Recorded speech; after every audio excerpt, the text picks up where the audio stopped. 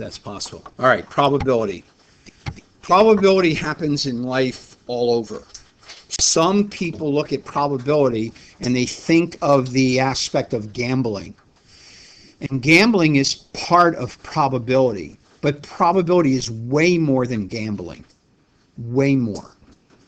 So though there is a use of probability that is a use that's not a good use, there are many good uses of probability in life. And so it's a subject that should be learned and a subject that should help in some situations to allow someone to make a decision, to allow someone to take a look at data and try to determine what might take place. So probability, and again, it happens in a lot of different things. You know, we're gonna look at some aspects today that may seem like it's a gambling aspect, but it's not. It could be you know, the easiest way to teach probability is use things like spinners, to use things like game cubes where you're playing a game of Monopoly or something like that, because there are actual probabilities involved. In other words, what's the possibility of something taking place? So one, probability is the likelihood of something taking place. That's probability. The likelihood of something taking place. And though, now this is a key thing, don't miss this statement. Though there's a certain percentage of a likelihood of something taking place, it doesn't mean that it'll happen exactly that way. For example, if I took a coin out, we did this the other day. How many different ways can I flip 3 coins? Or can I flip a coin 3 times in a row? Anybody remember the answer to that question? If you had a coin and you flipped it 3 times in a row, how many different ways can it turn out? Luke? It can turn out 8 different ways, right? There's 8 different, ways that the coin could go. Heads, tails, tails, head, tails, heads, yeah, etc. All the way through all those situations, right? So there's a certain probability. Now, the probability of me flipping heads, heads, heads is 1 of 8. Meaning, probably out of every 8 times I try it, 1 time I'll get heads, heads, heads. Does that mean if I flipped, and I did, again, flipped the coin 3 times, and the first 7 times I did it, it didn't work, does that mean it's guaranteed the 8th time to be head, head, heads? And the answer is no. No. It's just the probability. We'll go through that with some spinners and some game cubes and hopefully try to get you to understand that. How do you figure out possibility? Well, it's the number of favorable outcomes, the number of things possible. I'm sorry, not the number of things possible. The number involved with what you're looking at divided by the number of possible outcomes. That'll make more sense when I use a couple examples and try to show you what we're talking about. Notice the symbol. Though we use the capital P for permutation, we're still going to use a capital P, but notice the difference. There are no subscripts, and we have this parentheses and a big E in there. The E is for the event, whatever it is you're trying to figure out the possibility to, or probability to. And that'll be different, and I'll show you that in a minute. So different things will go in that parentheses. For example, if you look down on your page, underneath 2A, there's the capital B, P in parentheses 2. So what that means is, what's the probability of getting a 2? The probability of the event you're trying to consider. All right, let's go through some things, and hopefully that'll become more clear as we go through. All right, probability can be given a couple different ways. It can be given as a fraction. It can be given as a decimal. Or it can be given as a percent. Fraction, decimal, or percent. So you can give it in all of those situations. And we'll leave it at that. No good probability examples are coming in my head right now. What's the probability of a certain event? What is the probability of a certain event? That probability would be a 1. Or 100%, right? 1 is the fraction or decimal aspect, right? 100% would be in percent form. So what's the probability of a certain event? It's 1 or 100%. Well, it's certain. It's certain. If I flipped a coin, what's the probability of me flipping a heads or a tails? Well, 100%. Now you might want to think, well, what if the coin lands on its edge? I guess that might be a slight possibility, and maybe it's not a perfect 100% probability. But in my mind, that's the idea. All right. Again, I don't know why, but good examples are escaping my brain today.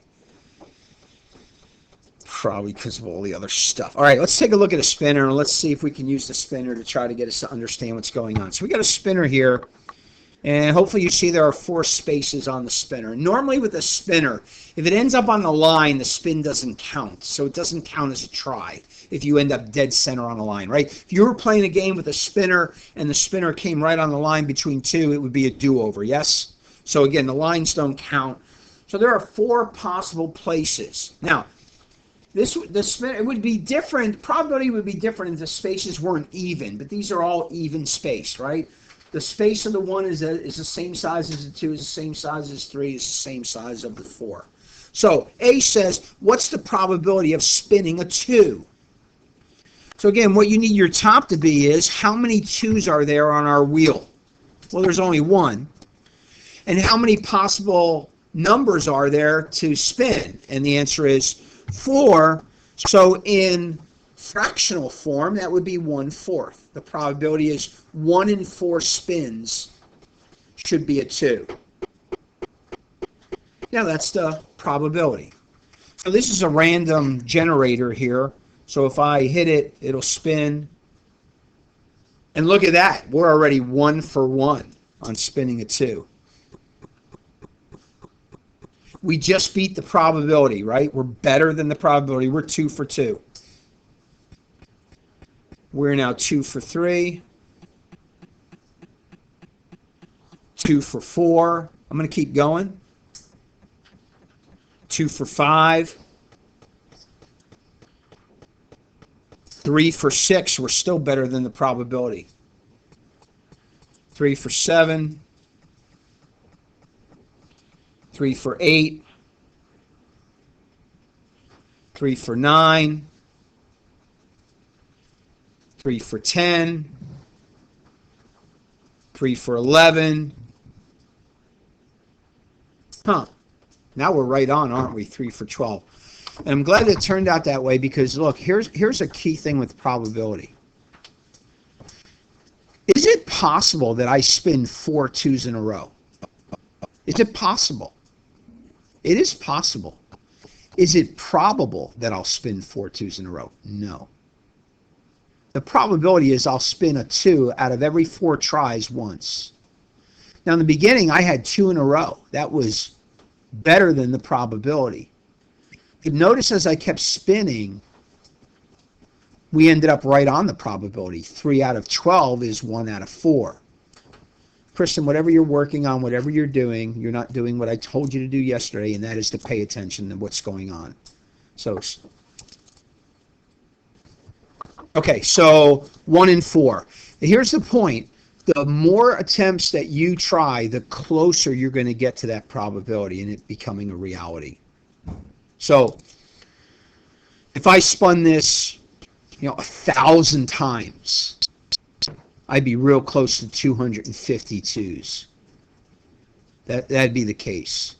And the more you do it, the closer and closer you'll get to that probability. Now, the gambling industry is based on this principle. Because though any individual might win something, spin 2 2s in a row, because thousands of people are going to gamble there, the probability is going to come out. The more attempts, the more the probability will be there, and the closer that probability, and therefore they're going to turn out ahead. It is just the way it is. All right, so 1 out of 4. So what would be the probability of yellow? Go ahead and figure it out. What's the probability of yellow? These aren't hard. You should think that these are easy. Now, you should apply some common sense to the situation and say, how should I leave my answer? Well, just apply common sense principles of what we've done all year in math. So apply those common sense principles. Hopefully you said there are 2 yellow spaces out of 4, and hopefully you did reduce it to 1/2, right? So technically 1 out of every 2 spins should be a yellow. All right, 1 out of every 2 spins should end up yellow. I'm 1 for 1. There I am, 2 for 2. I'm ahead of the probability again. 2 for 3. 2 for 4. We're right on now. 2 for 5. 3 for 6. We're right on. 4 for 7. We're above. 4 for 8. We're right on. 4 for 9, we're actually below now. And again, a lot of possibilities. 50-50 could turn out any way in a lot of different ways. Okay, this second spinner, as you notice, a little bit different. Come on, go up. So you look at this second spinner. So again, probability shouldn't be hard. Go ahead and figure out what is the probability of spinning red. So probability of red. So all you got to do is make sure you count how many spaces properly, and hopefully you count 8, right? So 3/8. So 3 out of every 8 spins should be a red color, probability-wise. Does that mean every 3 out of 8 are going to be red? No. But probably. But again, if I spin 800 times, I'm going to be real close to 300 of them being red. If I spin 8,000 times, it's going to be real close to 3,000 of them being red. The more you do it, the more you'll end up right at that probability. Here, I'll spin 8 just to see what it does. See if we beat the probability or go below. Oh, 1 for 1. I've been 1 for 1 every time, haven't I? 1 for 2. 1 for 3. 1 for 4. That on the line, 1 for 4 still. 2 for 5. I don't control how fast it goes. It does it by itself. 3 for 6. So I'm ahead right now. 3 for 7. 3 for 8. And again, it turned out that way, but it's just random. If you had your own spinner, again, you might end up 4 for 8. You might end up 1 for 8. You might end up 0 for 8. It's possible, right? To be 0 for 8, you could. You could. It's just probability. It would probably be 3 out of 8, and indeed it was. All right, so you turn your page. So if you play any kind of game with 2 game cubes, you guys have another page in between? Oh, one more on the bottom of that page? Okay, I got you. Thank you. Go back and finish that up. Yeah, because this is a different scenario. Okay. Just be careful with an inequality there. So how would you write this probability? So obviously it's probability of spinning with that. I'm not going to say anything else. Go ahead and make your fraction. What do you think that would be? What's the probability here?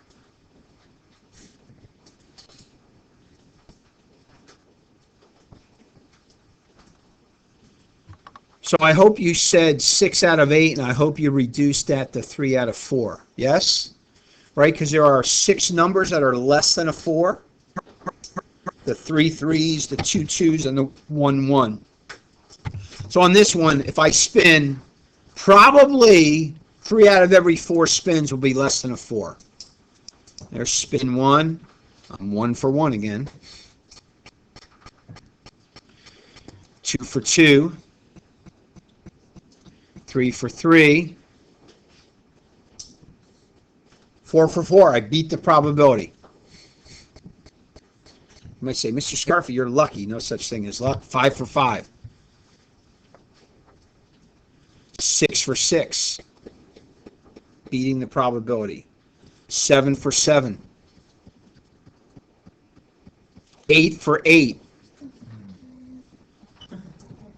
9 for 9. I am definitely beating the probability. 10 for 10. All right. I'm going to stop because I'm perfect. So I might as well quit while I'm ahead. But look, if I spun it 100 times, it'd probably be 75 out of 100. I'd be real close. Maybe 74, 76. You'd end up really close the more you spin. All right. But that's the reality. All right. Turn the page.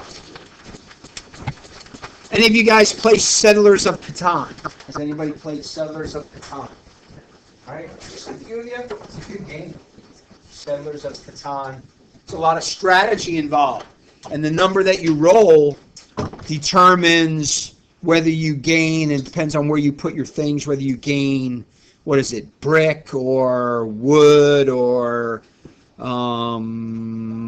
wheats, I think, grain, whatever, and stuff, to try to build settlements and such.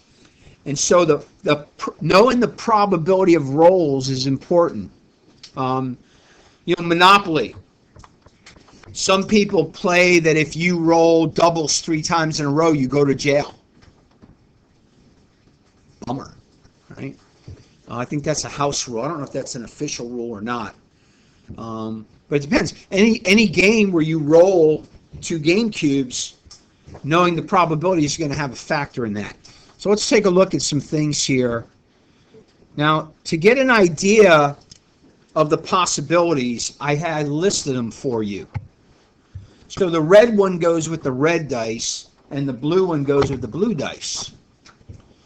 So if I rolled a 1 with the red, I could roll a 1 with the blue, a 2 with the blue, all the way through a 6 with the blue. Agreed? And if I rolled a 2 with the red, I can go 1 through 6 with the blue, 3 with the red, 1 through 6 with the blue, 4 with the red, 1 through 6 with the blue, 5 with the red, 1 through 6 with the blue, 6 with the red, 1 through 6 with the blue. So again, these are 2 separate problems here.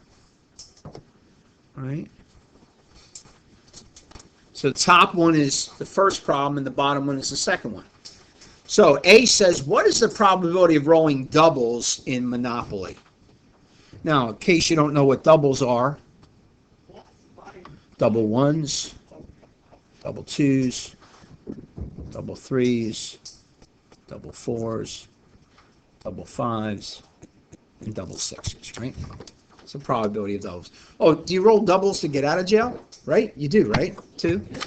Sometimes I want to stay in jail when I'm playing Monopoly. Like if somebody's road is killing me, I try to go to jail so that I can avoid paying and hope that other people get knocked out of the game in the meantime. So so the top is 6, agreed? So what's the bottom number? Somebody raise your hand, tell me the bottom number. Edward? 36. So again, you would reduce this to 1/6. The probability is that out of every 6 times you roll, one of them will be doubles. Does that mean out of every 6 times you roll, one of them will be doubles? Have you ever gone the whole game of Monopoly and not rolled doubles? You can. It's possible. Is it probable? No. Is it possible? Yes. So remember, possible and probable are 2 different things. Could you roll doubles every single time you roll? You could.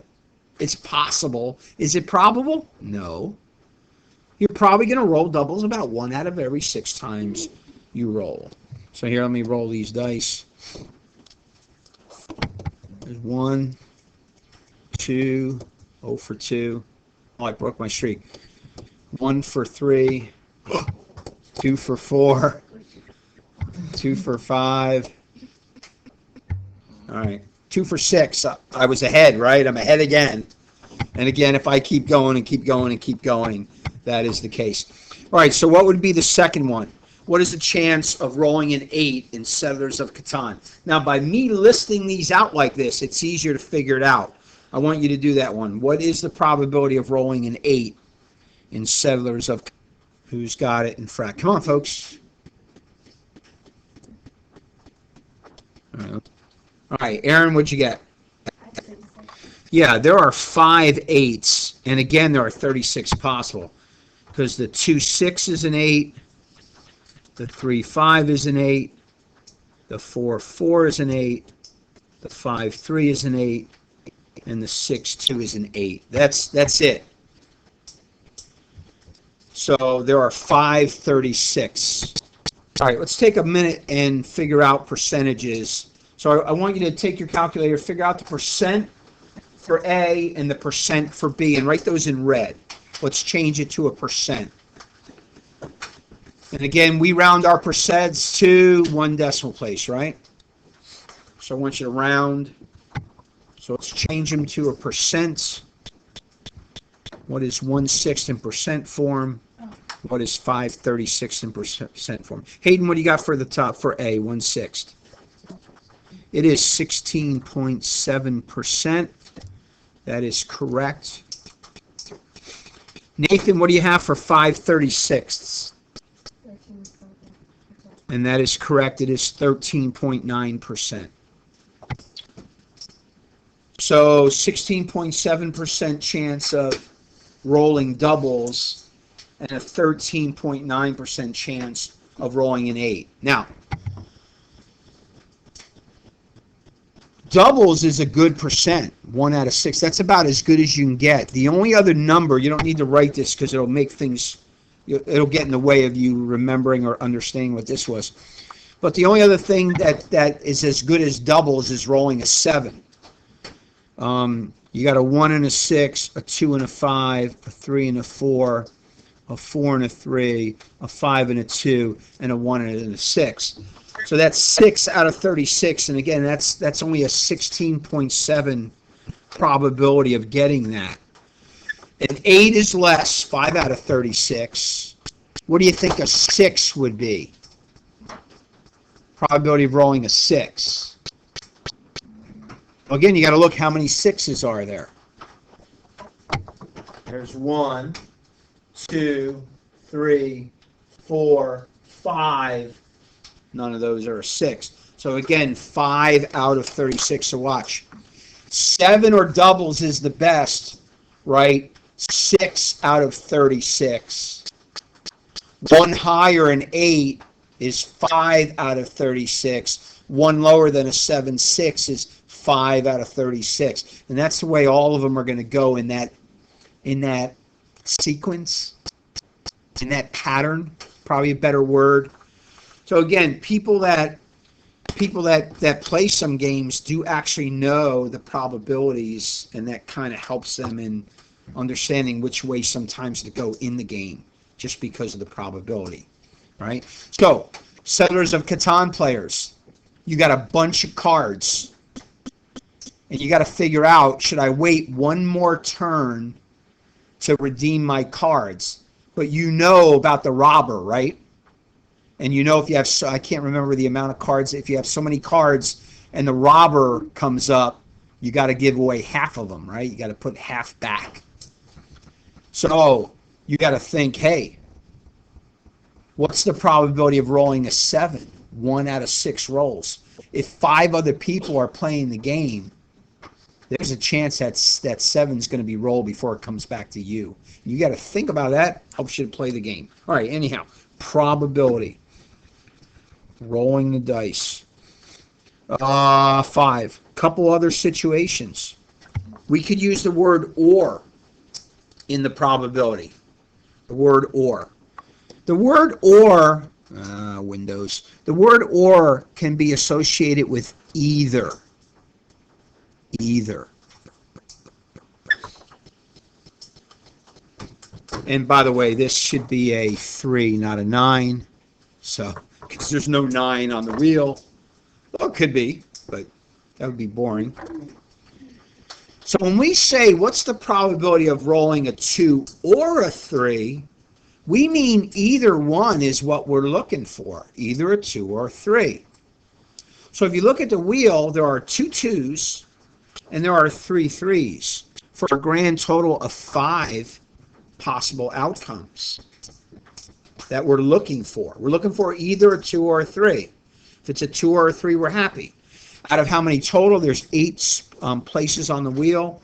So there's a probability that 5 times out of every 8 spins, I'll get a 2 or a 3. According to this wheel, because again, we have 2 2s and 3 3s. All right, I'm 1 for 1. 2 for 2. 2 for 3. 2 for 4,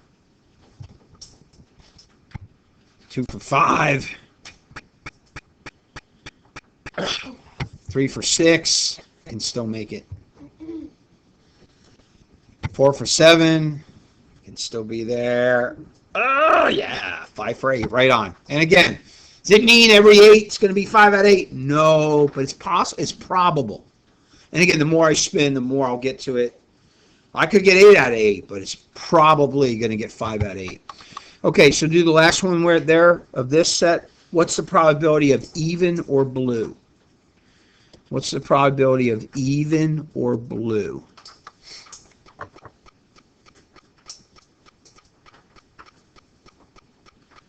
Even or blue?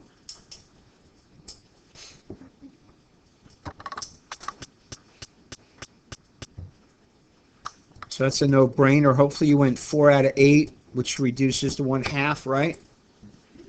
2, 2, 4, and blue, so 4 out of 8. Okay, let me throw one more at you here. Let's do a C up here. How about the probability of yellow or even? What's the probability of yellow or even? Think about this one. Yellow or even?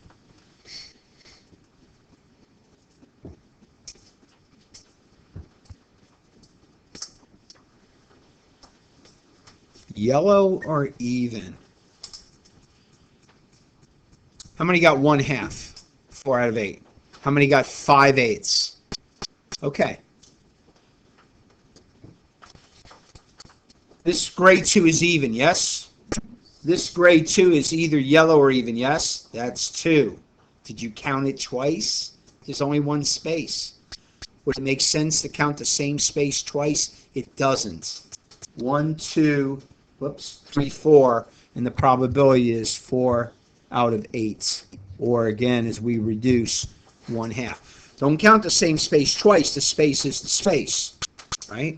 Just so happens it's both yellow and even, but there's only one space for it. Does that make sense? Do you guys understand? Assuming there's only one space there. You can't count it twice. So it really should be 1/2, not 5/8. And again, I don't have time to spin. Let's get to the end. Let's get to the end. All right, so you got to be careful. Or means either, and means it must be both. And I'm going to underline the must be. And means must be both. So now what's the probability of even and yellow? Even and yellow. What's the probability of me spinning an even and yellow? Luke, what do you think? 1/8. How many agree with Luke? 1/8. And that would be the correct answer. It's got to be both even and yellow. There's only one space on the wheel that is both even and yellow, right? There's only one. And again, if I went through and spun, then the probability is 1 out of every 8 spins, I'd get an even and yellow. All right, try the last one there, B. What's the probability of less than or equal to 3 and red? Less than or equal to 3 and red. Less than or equal to 3 and red. Brendan, what do you think? 3/8. How many agree with Brendan? 3/8. Okay, good. You're catching on, right? So the 3 is both red and less than or equal to red. 3, both red and less than or equal to red. And the 1 is less than 3, less than or equal to 3 and also red. So there are 3 that were both less than or equal to 3 and also red. 3 wheels on 3 places on the wheel. So 3/8. And again, if I were to spin, 3 out of these should work. Oh, I'm 0 for 1 now. All of a sudden, I'm missing my first one. 1 for 2. Come on. 1 for 3. 2 for 4. I'm looking good. 2 for 5. 2 for 6. 3 for 7. 3 for 8. I'm right on again. But look, this is a computer formula, right? You guys understand that? I'm not really spinning it. There's a computer formula. So if it would be nice if they could make it to where, the force of the touch or the length of the touch would make it go, but it's just some mathematical formula, and the mathematical formula is going to come out close to the probability. So again, probable 3 out of every 8 would be both less than or equal to 3 in red. So be careful with your ors and your ends. Other than that, probability is pretty easy, and I don't think those are that hard as long as you remember or is either and is both. One other term here, and then we need to get our books out, and I need to do a few in there for you. Mutually exclusive. Mutually exclusive, M-U-T-U-A-L-L-Y. Mutually exclusive events are those that cannot occur at the same time. Cannot occur at the same time. Cannot occur at the same time. For example, it is mutually exclusive that Edward be in pre-algebra class on March 8th, 2016,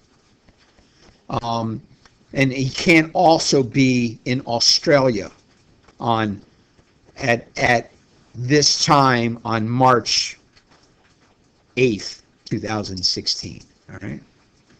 So if he hopped on a plane, even right now, he wouldn't make it there on time. Sorry. So it's mutually exclusive. Two things that cannot happen. I can't spin both a 5 and a 1 at the same time. They're mutually exclusive. However, I can spin a 3 and a red. They are not mutually exclusive. You follow? I can't spin a 2 and a green. They're mutually exclusive. But I can spin a 2 and a yellow. That's not mutually exclusive. Okay? So mutually exclusive things that cannot happen at the same time. Grab your books, open up to the back, 435.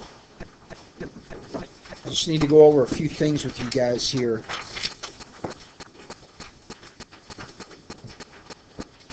Look at the skill check number 2. I just want to make sure that we're thinking right.